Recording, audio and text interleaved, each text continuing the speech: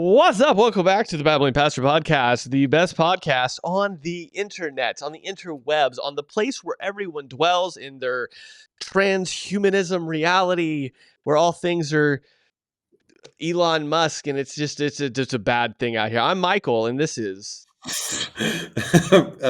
Rob. This is Rob. As far as you guys know, we're both And AI talking heads. We're not I really am real. I'm very much, despite what you might have just heard, I am a human and I am not trans. There you go. Hey, thank What- you for the clarification. in any way. So Good. I can attest to this. This is Rob. I've known him since we were both teenagers. The beard is not because of an aggressive level of tea that he takes in order to get there. So anyway, welcome to another Babbling Pastor podcast. I know you sort of missed the babbling, rambling in the last one. We kind of jumped right into it. I'm bringing that back. I don't have the comment in front of me, Rob, but somebody commented something along the lines of this is the most kind of all over bizarre intro podcast they've ever listened to before. So sweet. there you go. It's working. In fact, somebody said you should put a timestamp to where the actual conversation starts so that I don't have to listen to all of the front end. And then they made another comment that said the conversation actually starts at, and they put the timestamp so somebody could just click it and skip through it all. So they're doing the Lord's work out here, Rob. Yeah. They're doing the Lord's work. Well, somebody has to, because you're not gonna, right? I mean, I'm not. Look, I barely listen, put enough. I show up here and do this, and then I forget that we did them, right? Like I don't watch these things. And I play no part whatsoever. Sometimes I forget to even level the audio out. That was the last two of the last batch we did. Somebody commented, I can barely hear you and I can very much hear Rob. And I thought, oh, I must have only done half my job at leveling the audio out. I didn't even put in. Somebody did mention that I forgot to put that song in at the end, the Babbling Pastor, like that song that we have. I forgot to put that in all 4 of the last episodes.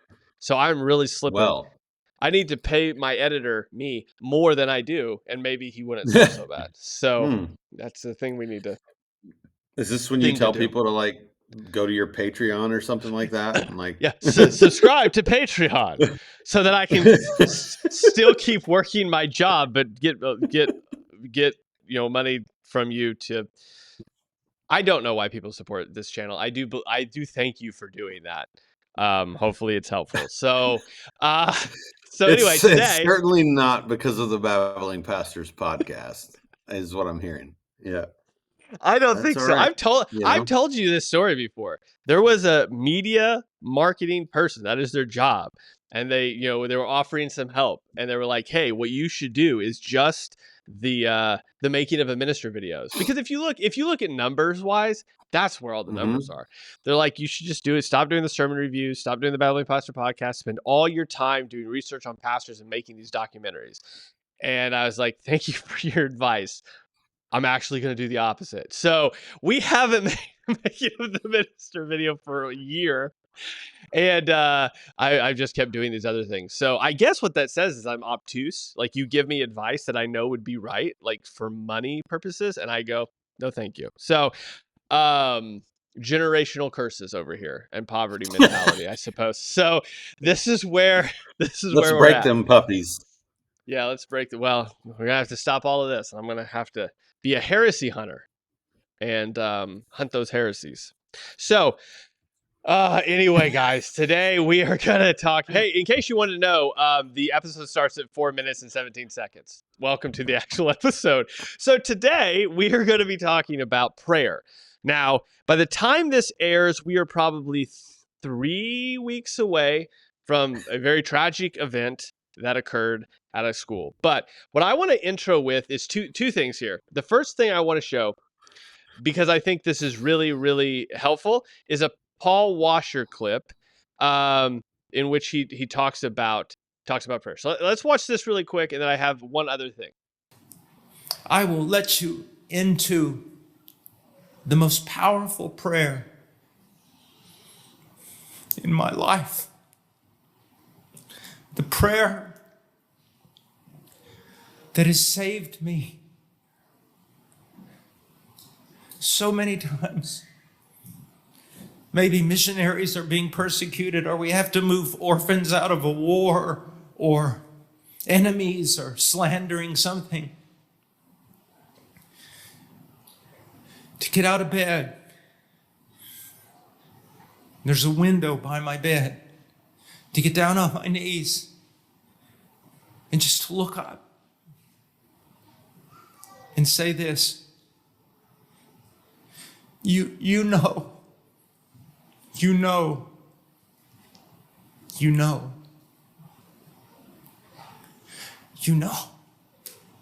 And because you know, I can go to sleep now. Okay, so there's that. And then here is the JD Vance tweet. So JD Vance tweeted this. He said, it is shocking to me that so many left-wing politicians attack the idea of prayer in response to tragedy. Literally, no one thinks that prayer is a substitute for action. We pray because our hearts are broken and we believe that God is listening. Now, what I want to talk about is this idea of Christians and prayer, because I think one of the things, and one of the reasons I wanted to lead off with the Paul Washer clip is because I think that communicates, in essence, in the much broader picture, what JD is sort of getting at, but what really just Christians and prayer in general are talking about. I think overall, the Paul Washer clip is much better than this one, but because I have a feeling that these conversations are so intertwined, probably even a couple weeks out, I think this, to combine the two, is helpful, because you have now, and again, we talk about this a lot, Rob.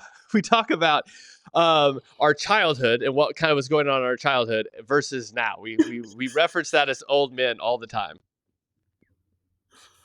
Oh, childhood. All the time. Sorry, I was Yeah. yeah. I was like, what did I do? So we talk about that all the time. We always reference this as two old men. And so I could be an I know actor. you could. You really could. You should have. You should have done that. I mean, what's more impactful And to the because this world? is America, an actress. Okay. Wow. So I feel like we're shifting gears real hard. Just so prayer. One of the things that I saw online, which was really interesting, was whenever we were growing up, whenever things happened, like tsunamis or like huge events of mass casualties, or even like Columbine or things like that, the reaction of the general public was different than the reaction of the general public now, as it pertains to how people react. Now, there's a lot of reasons that I think has changed, and a lot of things have gone on. But in general, it's been very interesting to me to see that, though there was some obviously pushback or animosity toward people saying thoughts and prayers whenever we were in high school and those sort of things were happening, versus now when you have people coming out like on television being like, nope, that doesn't make any difference whatsoever. I think Paul Washer in his clip here really sets the tone for like the reason Christians pray. Because there are going to be, I think in his clip, there's a real sense of like, there are certain things that are outside of your control that no matter what you do, right, you're not going to be able to stop them. Or you're not going to be able to completely, get rid of them. I mean, he talks about, people speaking against, the missionaries, or people doing physical things to missionaries. And his response is, obviously, with that, there's a lot of worry, there's a lot of anxiety, there's a lot of just internal turmoil that goes on. And he says that his prayer, his most helpful prayer to anyone that he would tell someone, is just knowing that God knows, and that giving rest and peace to them. Let's start there. What do you think about the whole cultural phenomenon from then to now, mixed in with Christians and our understanding of what prayer is and does? Ugh. Um, This is a lot more of a complex episode than what I offered, What and I signed up for. I, I think I think that this is not really different than any number of subjects that you could bring up in that sense, and in the sense that there's been a shift over time, and the things are different than they once were, and all of those things. Um, I I think, look, anytime something like what happened in Minnesota happens, no matter where it happens, no matter how many people are injured or lose their lives or whatever, you can absolutely count on um, politicians making a mockery of it, uh, um, and in on it, it will become political far before any kind of actual mourning is even really even started much. As soon as news hits, you have, you have a side who is going to exploit it and look sad for gun control, and another side who's going to react in response to that by shooting their guns up in the air and going, "Guns don't kill people, people kill," and so I think this is such um, this is a tragic thing in more than one way, in more than just the actual tragedy itself. It shows where we are as a nation, um, and I think very much to your point about the change over time. I think that it's observable, easily observable. You'll hear certain like Christian writers refer to America as post-Christian culture, and I think that that's right, because before even at 9/11, 9/11 happens, right? And I mean in large SWAT, people who don't even pray, people who don't know Christ, people who don't give the slightest crap about Christ and his church or anything else, all of a sudden, in God we trust, uh, prayer, putting on like the billboards of secular businesses. And like this was the overall response. Pray, let's link arms and be one. And now, just some years later, uh, a national tragedy happens, and anytime it does, it's an immediate fight and clash, and thoughts and prayers become, a controversial issue because it's like, look, anybody can say that and do that. Like, do something for real. So I have a couple of problems um, with the whole idea. On the one hand, I sympathize uh, because even many Christians or people, for that matter, who would write thoughts and prayers or prayers sent your way or whatever, never actually pray at all. It's just a thing you say to console people. So you're actually lying. And I don't. It's not a good thing if you're going to write that, especially as a Christian. If you're going to write that, you need to pray. Um, it doesn't mean you have to put someone on your list and pray for them or a situation indefinitely, but it does mean you better not have lied, right? And secondly, I think that the uh, not power of prayer, but the power of the one to whom we pray is is um, so um, downplayed or overlooked. What I tell our people at church, at in our local church, is that there's nothing more potent and more powerful than you can do, that you can do than prayer.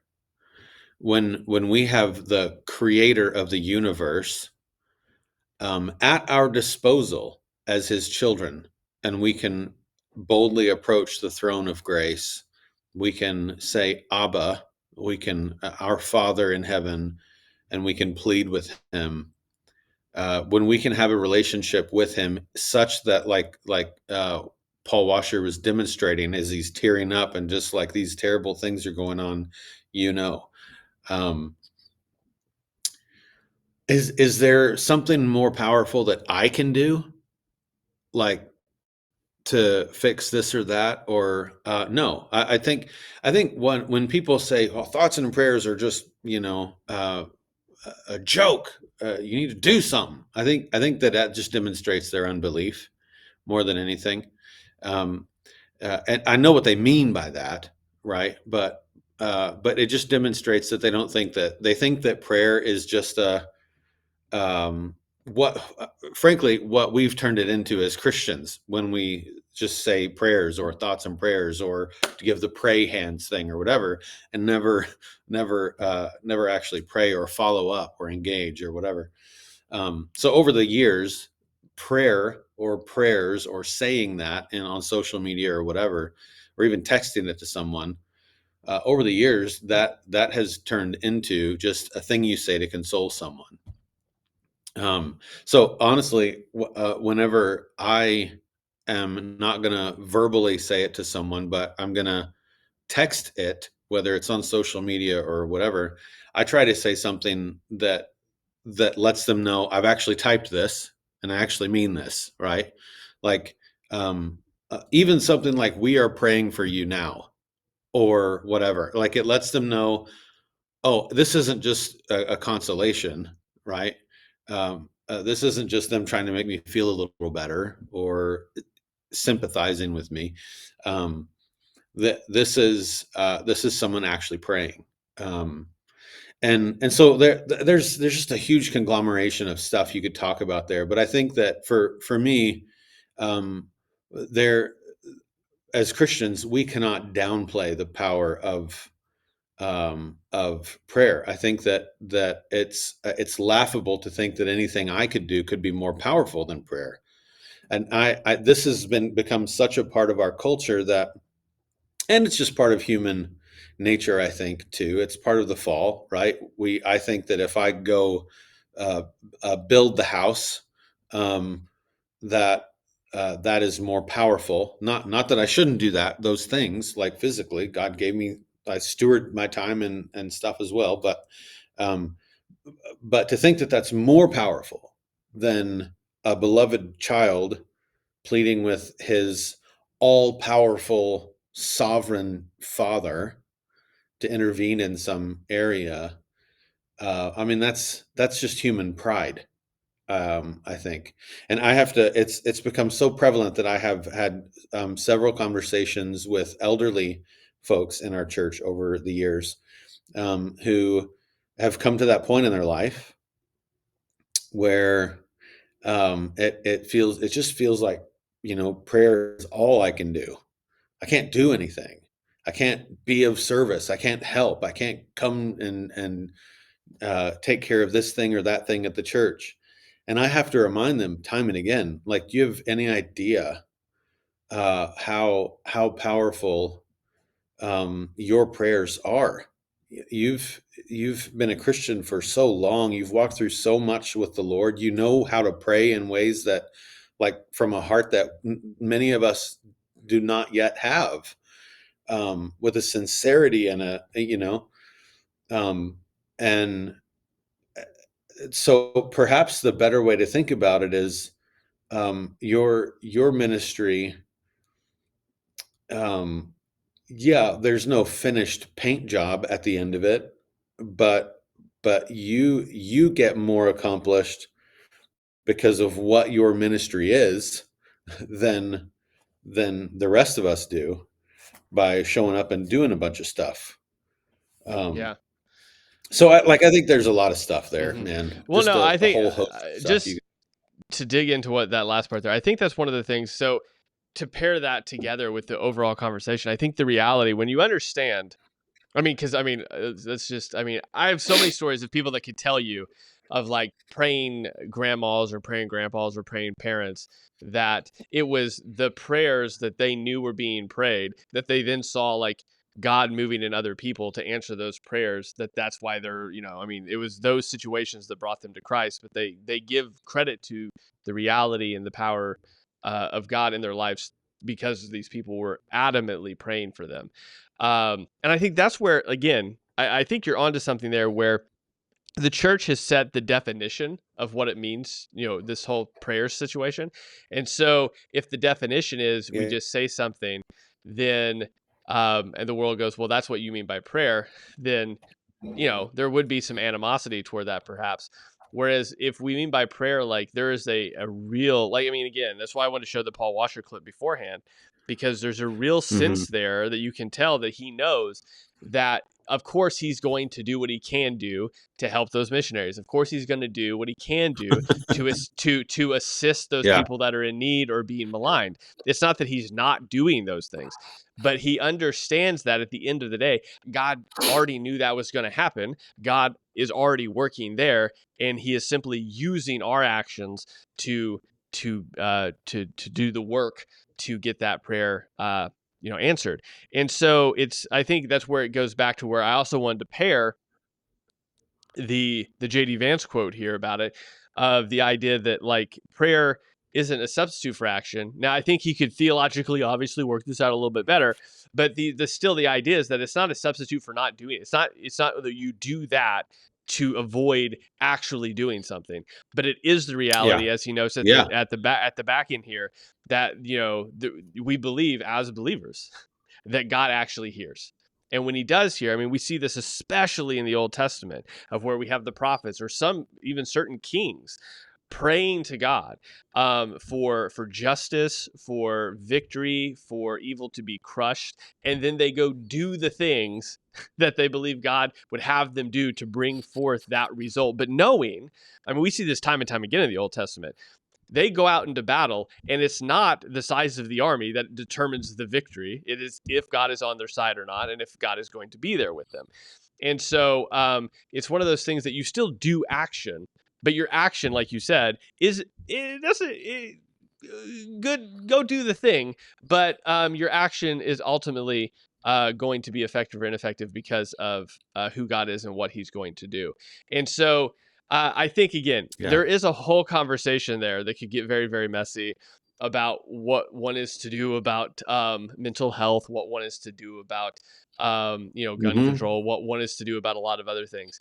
And at this point, I don't know if you're going to have a productive conversation on any of those things because of how um, really fundamentally divided people are on those topics. And when you don't have people that are approaching shared cultural instances with a shared foundational belief, there is going to be a crossroads in which everything stalls because there are two entirely different ideas about how to deal with them. But I think what's really bubbling to the surface, at least in this instant in particular, is what you can see just in the topic of talking about prayer. I don't know of any other instance within recent memory in which belief that God hears and cares about what you say is so divisive.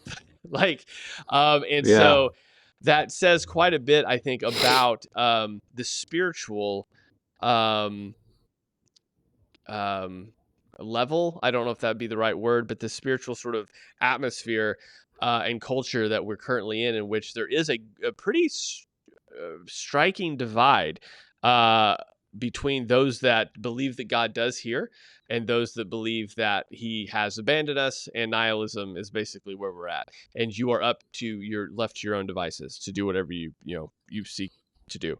And so I think at the end of the day, this is a really fertile ground for the proclamation of the gospel to come in and to really proclaim the goodness of God. Uh, Not a very receptive ground, but a pretty fertile one to for something to grow. And so it's one of those things where I think if, as believers, one of the most important things is to understand that God does hear, God does care. And as Paul Washer said in that prayer, He already knows. And there should be, to sort of my last thoughts on this, there should be a peace in that, that even though in his particular prayer, even though missionaries are in need of help, even though ministries are being maligned, even though there are things that don't seem like they're going to come out in the way you would want them to come out in, even though evil continues to progress, there is the reality that believers can have peace in chaos, as well as a proclamation of how reconciliation and righteousness can abound as well, undisturbed, really.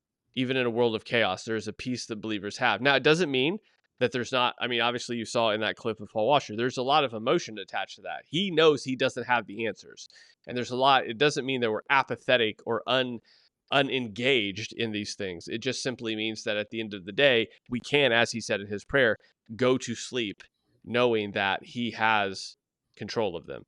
And I think that is a dichotomy that a lot of people, especially unbelievers, cannot fathom and really wrestle with, because they cannot do the math, because they don't have the capability to do the math of what that means, and that very concept of peace is elusive to them, because they can't find it anywhere. So because they can't find it, they don't believe it's true.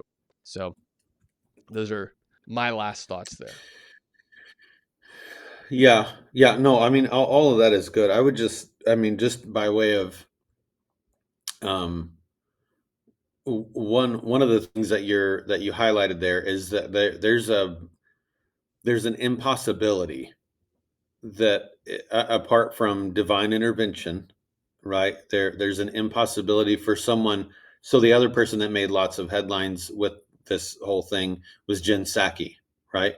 And who was like, stop with all the thoughts and prayer, and she, angry, right? Like, do something, right? Um, and so there's a fundamental unfixable, apart from God's miraculous work in a life, divide. Uh, in and it's such a divide that the other side, the other team, um, can't even see clearly the reality of the Christian. And so when we talk about, like, this is a piece that, like, this is not something that they can experience, that is it's so foreign to them that it seems science fiction. It seems stupid that we would just have that kind of confidence, and it boils down to unbelief, right? I mean, that they believe that the God that we pray to is impotent or stupid or not real, or if he is real, then by gosh, he's not doing much, or like all of the things that they would say, right? And so it really boils down to unbelief. And I would say the vast majority of people who watch this, I'm assuming, are Christian or would claim to be Christians. And so for you, I would say, make sure, like, little things that we can do. Make sure that when you say that you're going to pray for someone, even if it's just by sending the little emoji thing, pray for them. Make it a habit to not lie. And I'm said it like that on purpose. Can I interject Because one thing? Yeah, go ahead. Sorry, just as an example, there are, again, it's only two people that I can think of out of all the people that, text or say we're praying for you. There are two people specifically that will type out prayers. And I mean, I've got them before, where something occurs or something is going to happen, and they'll type it out and send it. So it's not just I'm praying for you. It's like, this is literally what I prayed for you, which, I mean, again, that at that point, it does a couple things, but it does demonstrate that they're not just saying it. So go ahead. I just want to interject, because I thought that those have been incredibly helpful. Yeah, and I think there's a very big difference in those two things. And so I would say, in the same way that culturally, just sending the emoji or just saying prayers sent your way or whatever, since culturally that has turned into, hey, thinking about you, which is nice, but it actually, no one assumes that you're actually praying for them.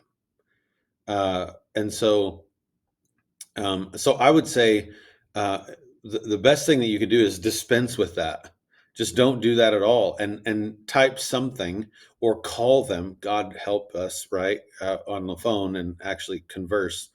But obviously, there are times you can't do that, right? Uh, but but actually converse with someone, and tell them, let them know for sure that you're praying for them or that you've just prayed for them. I do that sometimes so that they know, like, I actually did, and like, I already have prayed for you just now. Or type out the prayer or whatever. I think that we as Christians need to reverse what we've sort of created with this prayers monster. Honestly, I feel for, the uh, typically it would be like a Jen Psaki, a person who holds those same beliefs, but I feel for them because when Christians, throw up thoughts and prayers, they don't mean it anyway. Most of the time, it's just a thing you do. And so I think, we ought to start meaning it. I guess that's what I'm saying. And so if that's you and that's a habit, and you've maybe just now realized, crap, I do that. Stop it. Like, actually take a second. It does not take very long to lift someone up to the Father. So, stop what you're doing, and actually pray for them, and then let them know that you're actually, like, for real praying for them, and not just thoughts and prayersing them. All right. Well, guys, hopefully you found this a little helpful. If nothing else, the Paul Washer clip, I'm sure, will be reassuring to you, hopefully. Thanks for watching. If you found it helpful, go ahead and leave a like. If you didn't find it helpful, double tap that like button, as always. And we'll see you on the next episode. Bye. Later. Praying for you. No, I'm sorry. No, I'm Oh my gosh. sorry.